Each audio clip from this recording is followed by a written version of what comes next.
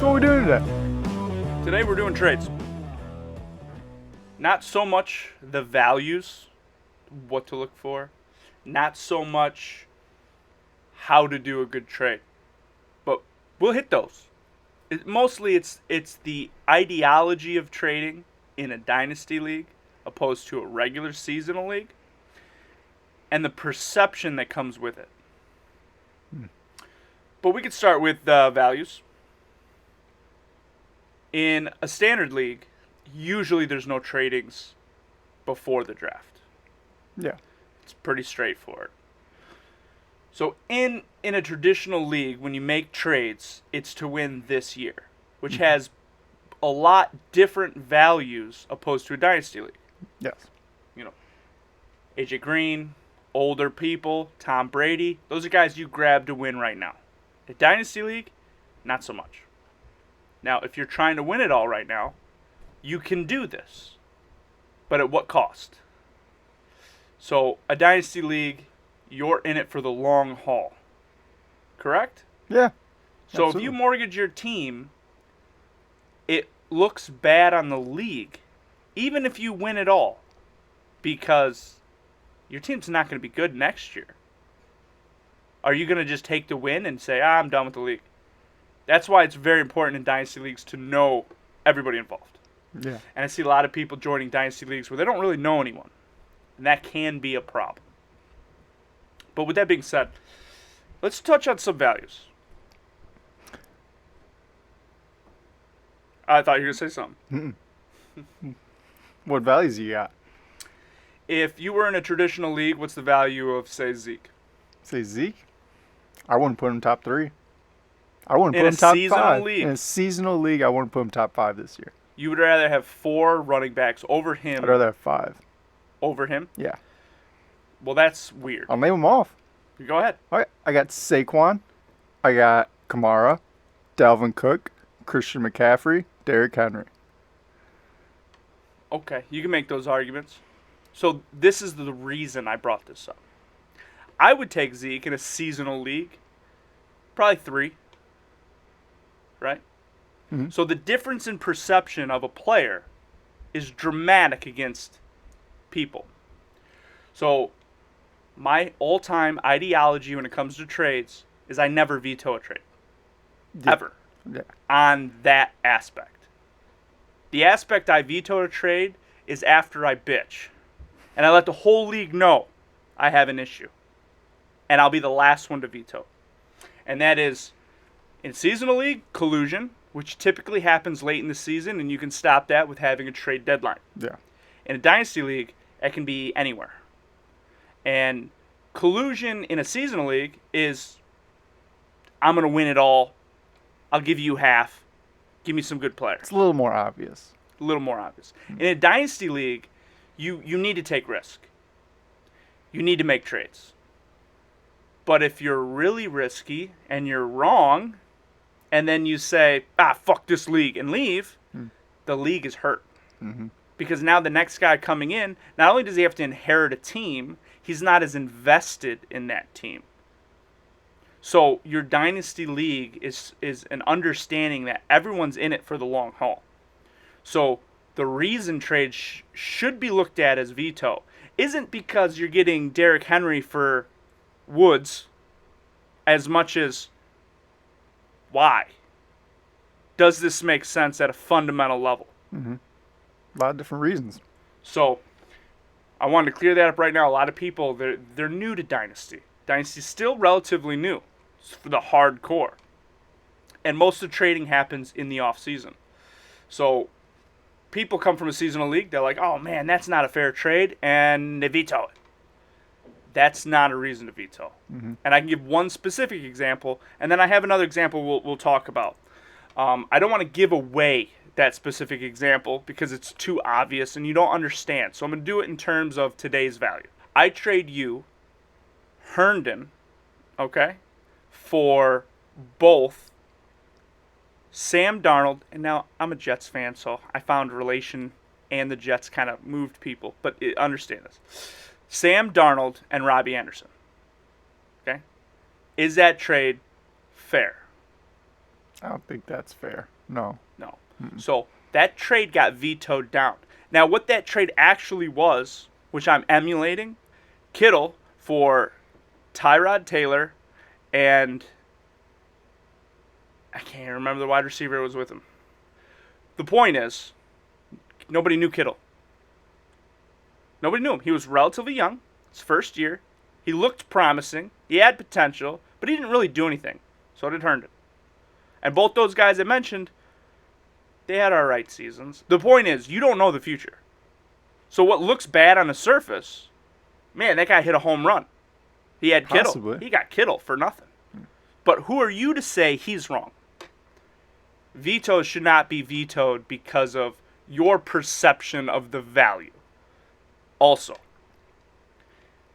when you look at a trade, when you're trying to make a trade, what's shown is irrelevant. Open up the teams. If I have Zeke, Saquon, Henry, and Cooks, and I can only start 2 running backs, and the rest of my team is shit, you're going to shop 2 of those running backs. Yeah. Right? You can only get what you can get. Starting no wide receivers is bad for your team. And if there's no value for those players, it's going to come to a consensus where I might have to trade Cooks for, I don't know, a wide receiver that maybe not as good a value. And then everybody vetoes the trade, and then you suck because you have no wide receivers. Yeah. This trade got a lot of controversy in our Dynasty League. So the general consensus is the team on top already has a pretty well-built team. And the team on the bottom is a new guy who took over from a player who quit the league, which already has some kind of problems, right? Mm-hmm. So you want to make sure that person's, serious. Now, it feels like the bottom team needs more. And he's giving up a lot to get a piece. And I'm not going to argue the pieces in general, but I think the top team has really solidified a good season coming up, and we still don't know about the bottom team. Yeah, the bottom. Well, you look at the bottom team, and yes, he's giving up Keelan Allen. He's getting older, but he still has receivers. He still can play all 3 of his receivers. He just needs a running back, and if he believes in Swift to be his running back, at least for the near future, he can take a shot on that, and he still has a first-round pick. So let's dive into this a little bit deeper. The top team has Kyler Murray, Antonio Gibson, DK Metcalf, Chris Godwin, Tyreek Hill, Darren Waller, Kenyon Drake, Zach Moss, Gabriel Davis, Mecole Hardman, Deebo Samuel, Peoples-Jones, Tyler Johnson, Zach Ertz, and Swift. So he has Swift and Antonio Gibson. Mm-hmm. That's pretty good. That's pretty good. That's pretty good. And he has Keenan Allen, Chris Godwin, Tyreek Hill. Like, his wide receivers are pretty good. Yeah. I mean, between Mecole Hardman and Deebo Samuel, he should have a solid starter. Yeah, DK Metcalf, All he really Tyreek needs Hill. is a flex. DK Metcalf, Godwin, Tyreek Hill. Solid 3. He's got 2 young, promising. He's going to try to buy a win. You get that. I understand that. So now his new team is going to have Kyler Murray, Antonio Gibson, Chris Carson, which, okay, I feel better about Swift, but for right now, I think Chris Carson's going to put up more, potentially. He's a lower risk option. I think he's a high risk option with injuries. Yes, with injuries. I just say Swift is lower risk because he doesn't have much competition anymore with the Lions. Yeah, that's it's a new system. I think they could run him. He has a chance to be a solidified back, and he's super young. Yeah. So I would rather have Swift and Gibson. So then you go, now he's got DK Metcalf, Keenan Allen, Chris Godwin, and Tyreek Hill. That's beast. Yeah. That's really beast. I mean, you could take that 12. You might be able to draft a guy right there, or you take possibly Deebo Samuel, who a lot of people are huge on right now. Take him in that 12 pick and go get somebody. So would you say he's better? This trade made him better. I think it did make him better. You don't think it made him better? I think it did. Oh, yeah, I do too. And he also upgraded his pick. Mm-hmm. So I think he made out. So let's go to the other guy.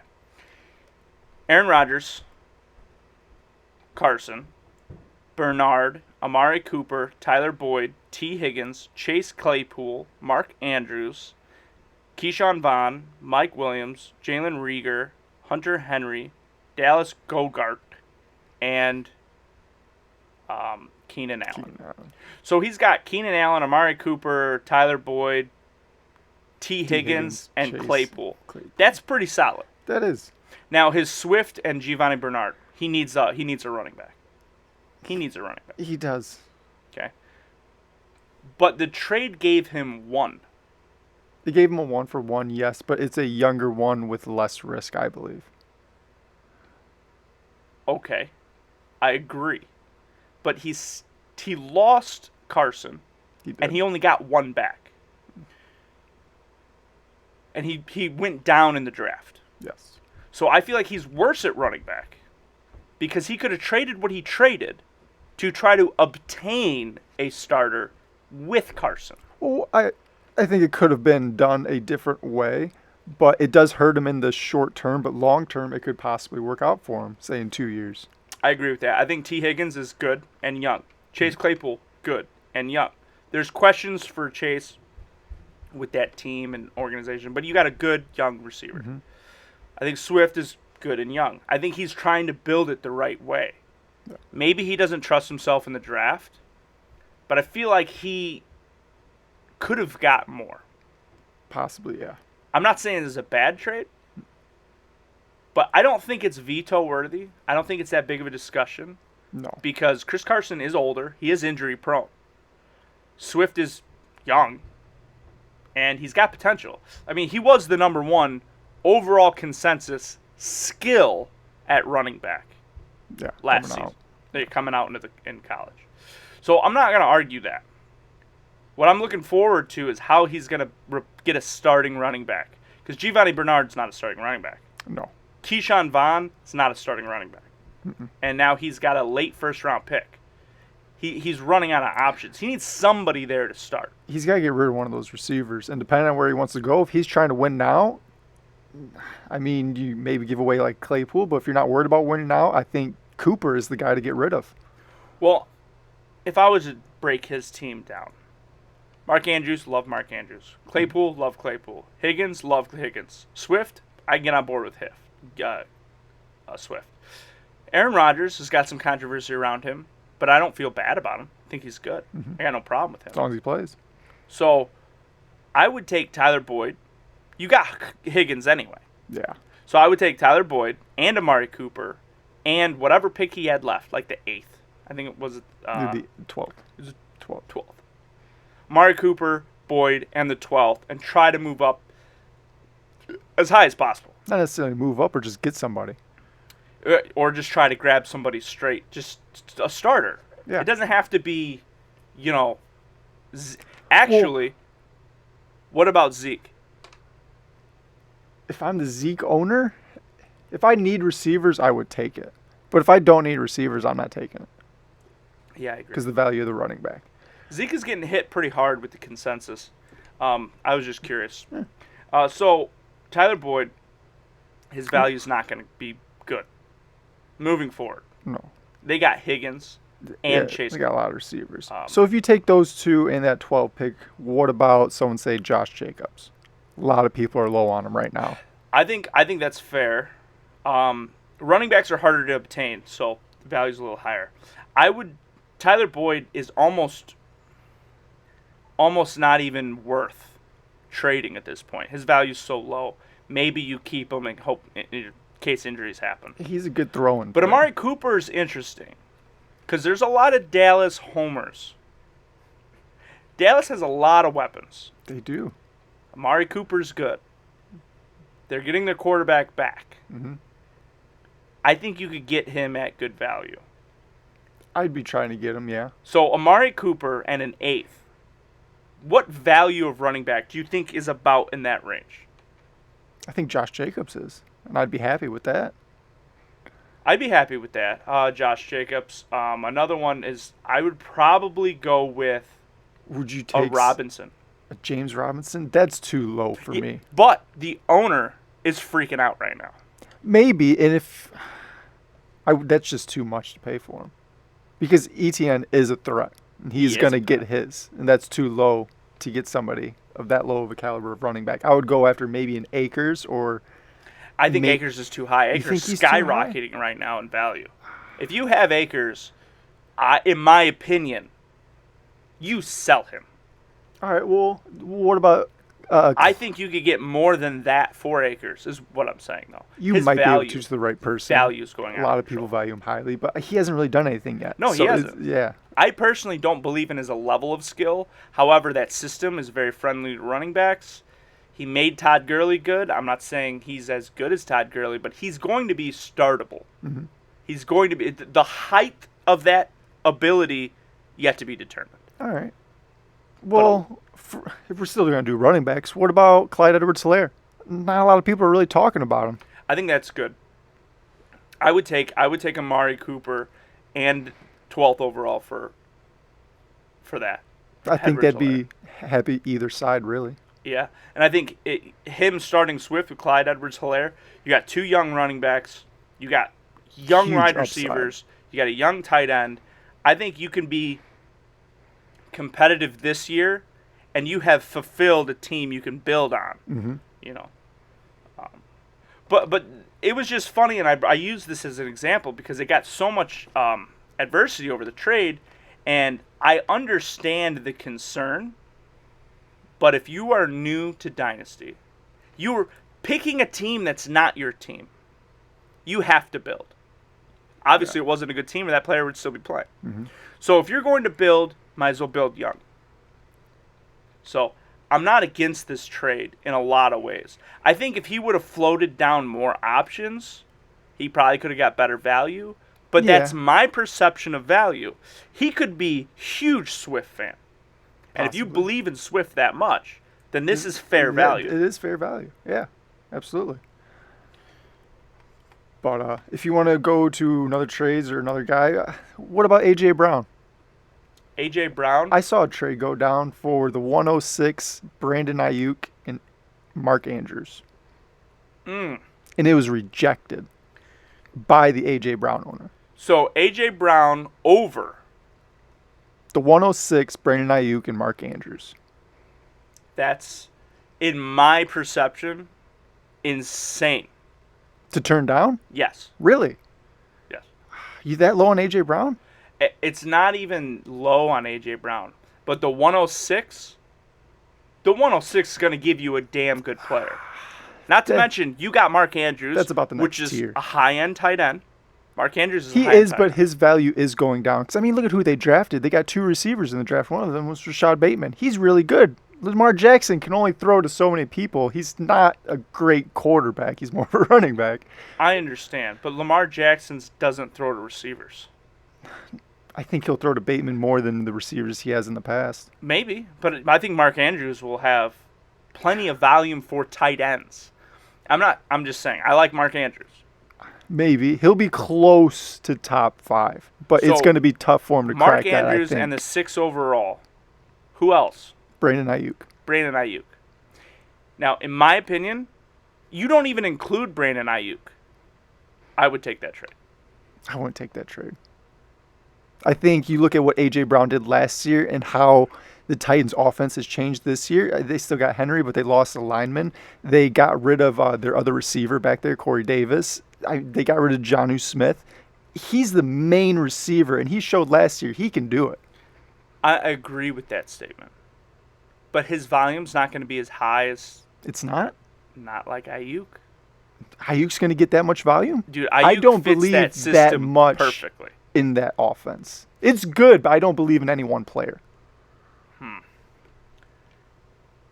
Okay, that's interesting.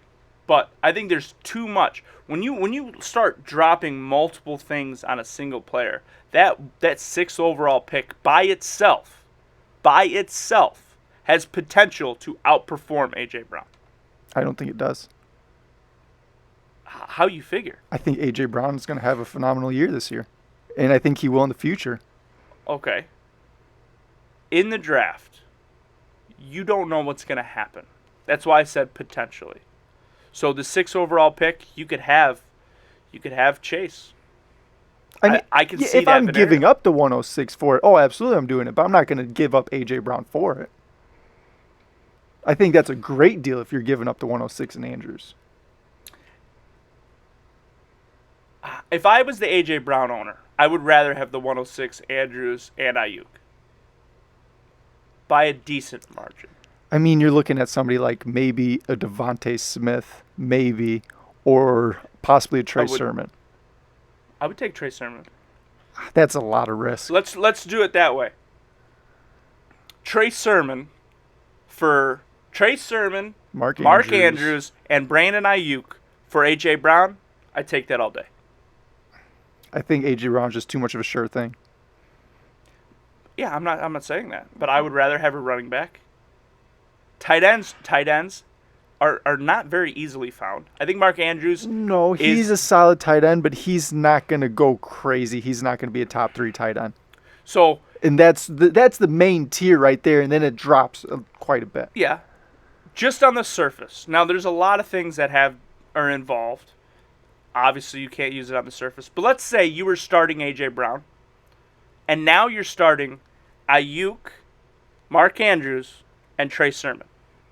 Do you believe in fantasy football that those 3 guys will produce more points than A.J. Brown? Well, it depends on who my other guys that I already have there are. I understand that. You can't just say that. But what if you don't have? If I don't have That's why anybody. You're making the trade. Let's say you have no tight end. If I took over a team, an orphan team, they had A.J. Brown. That was all they had, and I didn't have anybody else, not a single player. Then, yes, I think you have to take that trade just because you need starters. But if you don't absolutely need starters, you're not taking this trade. So just A.J. Brown. How high do you have this guy rated? Just so I understand. Have him rated? Would you rather have A.J. Brown? I have him 4th right now. Overall. Over Hopkins. That's ballsy to me. Maybe. Which is the reason why, when it goes to trades, you don't veto on value. Because if you're right, then that's a steal. Oh, absolutely. I mean, you look at it last year, he finished, looks like 12th overall, looking at it in our league. He had 70 receptions, 1,000 yards, 11 touchdowns. I think that's his floor this year. Let's talk about some value in trades right now, because a lot of this is perception of where they're going. Mm-hmm. So I'll just name off a few. We'll hit them one at a time. James Robinson. What's his perception of value right now? I think he will be a low-end RB2. Maybe close to a 3. That's sad. It is sad. I think you're right, though. It's hard not to when you have Etienne back there and the value or the capital that they put into him. It's going to be at least 50-50, I think. So we touched on Swift a little bit earlier. Akers is getting a lot of help. Mm-hmm. Do you believe Akers has the potential? Absolutely. I think Stafford coming in there helps that. What about Dobbins? Dobbins is getting an insane amount of love right now. I'm not paying the price right now, but if you got him before, I think it's great. I agree. I think Dobbins could emerge as like a James Robinson last year with the production. I think he could be top 5, 6 running back overall. Absolutely. Baltimore loves their running backs. Yeah, well, a lot of the competition went away. Yeah. I mean, I think Ingram went away, but he was only there for about 5 weeks, really. Yeah, he really dropped off. Yeah. Zeke is getting a lot of hate right now. Is he getting hate? He's getting a lot of hate right now. And a lot of the things that I hear is he's old. He's what, 26, 27? He's 27. 27. So he's got one more year before he could possibly start dropping off, I think. Because with Dak coming back, it should be a better offense. He should do at least what he did last year, which wasn't great, but I see him doing better than that with this offense. I don't know if I believe he's just going to drop off. I think Zeke will be relevant for 3 years. I think he's going to be elite this year. Top 5. I think he's going to be elite this year. Possibly. And next year, he's still going to be right on the fringe of that first. That, top 12. And he'll start Yeah. to slow. He'll start As long to as drop he's the off. main guy, he should be a top 12 back in that offense. What about Robbie Anderson? Robbie Anderson Mm-hmm. has actually went down in value quite a bit since. It doesn't make sense. It doesn't make It's sense. a perfect buy opportunity, I think. If you need a receiver, you can get him fairly cheap right now, I would imagine. I think Robbie's floor is super high, and his ceiling just doubled where it was last year. Robbie Anderson has been known his whole career as a deep threat, and Teddy Bridgewater couldn't get him the ball. Well, when he was with Darnold, he had a 99-yard touchdown.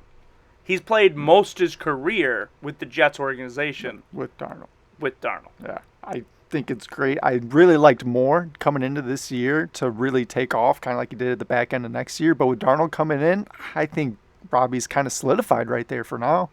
I agree, but I think Moore does better this year than he did last year. He does. Maybe not by a whole lot, but he does do better. I think that whole offense does better. I am a Darnold fan, but the one thing he does do is he does hit little receivers in windows, which is very difficult to do for a lot of wide receivers. That's why a lot of people usually draft the big guy to solidify with the rookie.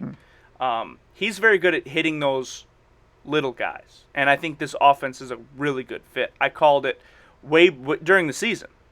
I said I think he should go to Carolina. I don't know. I think Robbie Anderson is getting older, but I think he is going to be huge in the short term. Short term, absolutely. I would think he'd be a top 12 receiver. It'd be close. I think receivers are kind of down last year. I think receivers have a good year this year, especially with 17 games.